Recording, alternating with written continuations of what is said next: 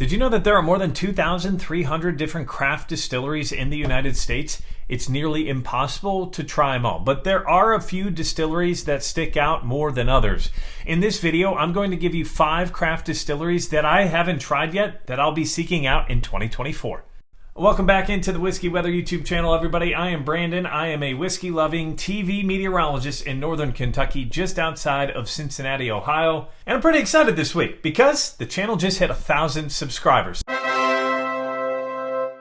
big thanks to all of you who already subscribed, and don't forget to smash that like button below to join the celebration. And if you missed the party, I gave away a bottle of bourbon in honor of hitting 1,000 subscribers. You can check out that video here.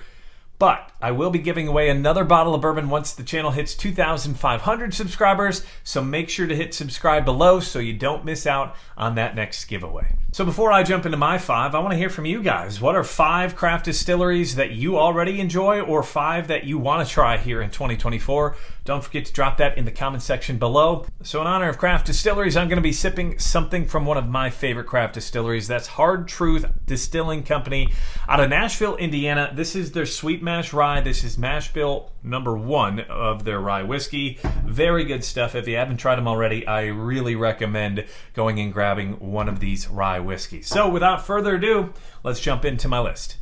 First up on the list, and this is in no particular order by the way, I'm going to go with a distillery that popped up a lot in my feed last year and I've heard nothing but amazing things about, and that's Cedar Ridge Distillery. Now, they were founded in 2005, and when they were founded, they became the first licensed distillery in Iowa since Prohibition.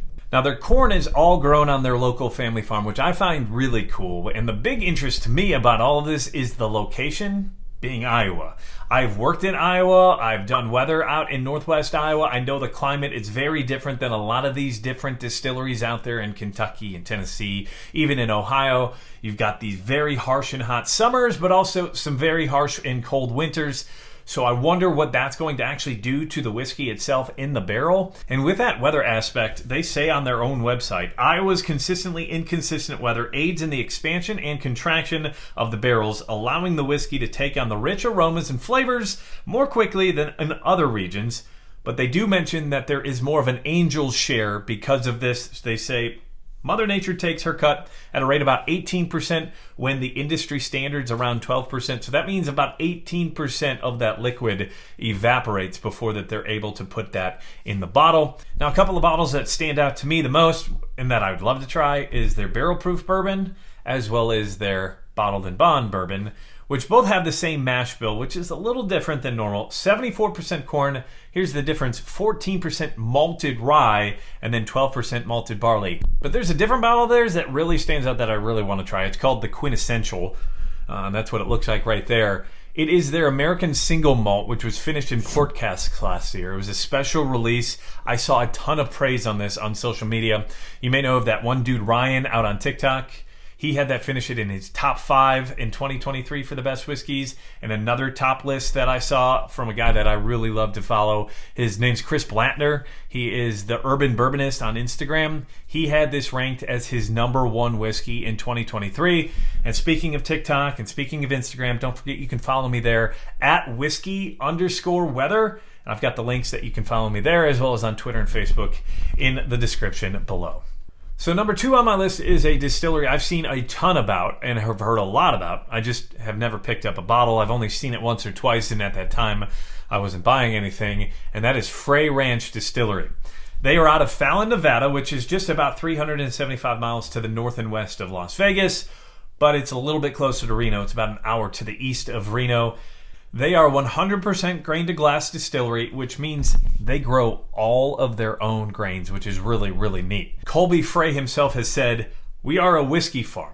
The minute the grains are planted in the soil, they are destined to become whiskey," which is really neat and you don't see at a ton of craft distilleries. So being the weather nerd that I am, I love trying whiskeys that are made or produced in different climates other than the old Kentucky, Tennessee, Ohio, and Indiana areas, and nothing to knock on them. They've got amazing whiskeys, but I love to just see the difference that the weather plays and the role that the weather and the climate plays within the whiskey itself. And that's why I'm really excited, because Western Nevada, it doesn't get much different than that. So the bottle of theirs that sticks out the most to me that I would love to try is their Farm Strength Uncut Bourbon. It is a cask strength bourbon coming in between 120 and 132 proof, and it's a 4-grain bourbon. That means that they are using 4 different grains within their mash bill, and I love that it's a different mash bill. 66.6% corn, 12% barley, 11.4% winter rye, and then the rest of that 11% is that soft winter wheat. I think it's a white winter wheat. Very different, very cool, and it's something that I'm really looking forward to trying. So moving from the Pacific time zone to the Mountain time zone, we jump to number 3 on my list, which is Law's Whiskey House. This distillery is located in the South Broadway neighborhood of Denver, Colorado, and they use 2 local family farms to get their grains from. And sticking on the weather theme, they actually talk about the weather on their website and how it's different in Colorado and creates a different whiskey, but it's not in a sense that you would be used to, right? They're usually, distilleries are talking about how the weather impacts the aging in their barrels.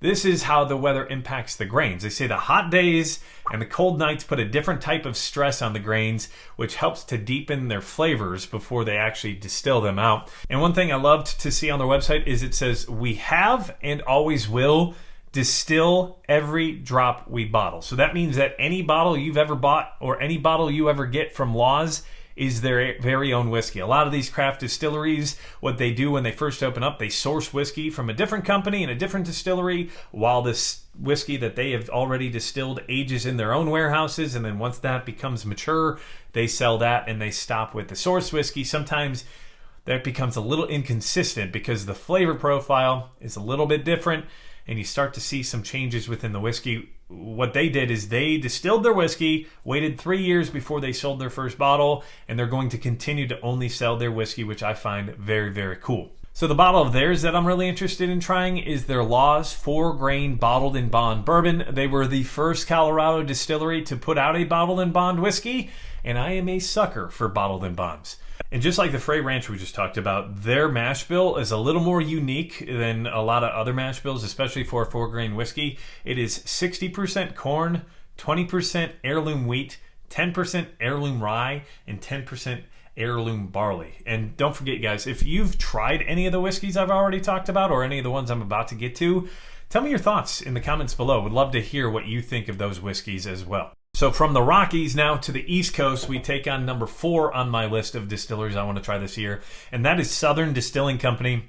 They are out of Statesville, North Carolina, and prior to Prohibition, they say that Statesville, North Carolina was the liquor capital of the world. Just like the other craft distilleries we've already talked about, their grain is locally sourced or locally grown, which I love to see. Keeps it local, and it gives you that flavor of that actual local climate. They've got a wheated mash bill that I'm really excited about. They're all wheated. It's 70% corn, 16% wheat, and 14% malted barley. And the bottle of theirs that jumps out the most to me is their Southern Star Paragon Bottle and Bond. As I mentioned before, I'm a sucker for bottle and bond, so definitely going to want to give that one a try, and I love a wheated bottle and bond. So that's the bottle of theirs that I'm really looking forward to trying this year. So last but not least, the 5th craft distillery I want to try whiskey from this year is MB Rowland Distillery. They are in Pembroke, Kentucky. So that is just to the north of Fort Campbell, Kentucky, just north of the Tennessee and Kentucky state line. They were founded in 2009, so they've been around for about 15 years. But when they were founded, they actually became Kentucky's first grain-to-glass craft distillery, which is pretty cool. So the whiskey of theirs that interests me the most is one that you're not going to find anywhere else, and it's their dark-fired Kentucky straight bourbon. And it's an uncut, unfiltered bourbon, but the unique part of it is the dark-fired part of it. They actually smoke part of the corn that goes into the mash bill before they distill it. So it all breaks down to about 45% regular corn, 33% of that dark-fired corn, which is smoked in a house or dark-fired, so to speak, for a bit of time before it is distilled. The rest of that mash bill, 17% rye and then 10% malted barley. Now, the dark-fired part of it is supposed to give you a barbecue note on the palate as well as on the nose. A little bit of a tobacco as well, so to speak. Very unique, very different, not something that you're going to find in most other distilleries, which is why it lands on my list here in the top 5 of those craft distilleries I want to give a try here in 2024. I said I was going to give you 5. I'm going to give you a bonus distillery as well. The only reason it wasn't in the 5 was because I'm not 100% sure that they actually distill all of the whiskey that they sell. but I do believe that they distill the 4-grain bourbon that I've heard great things about. That's Cardinal Spirits out of Bloomington, Indiana. As I mentioned, the 4-grain bourbon is something that interests me. It's the third time it's popping up out of the 6 whiskeys here on the list. But another thing that I liked to and saw that they have is a bourbon cream soda that they sell by the can, which I think would be a pretty good talking point at any parties, or really if you're just heading to the pool, something you don't have to grab the whole bottle or anything like that. So those are the 5 craft whiskey distilleries that I am looking most forward to trying here in 2024, along with that bonus distillery. If you enjoyed this video, don't forget to smash that like button below. Trust me, it helps more than you realize. And don't forget to hit that subscribe button so you don't miss out on my next whiskey forecast. Until then, remember, it is always whiskey weather. Cheers, friends. Have a great day.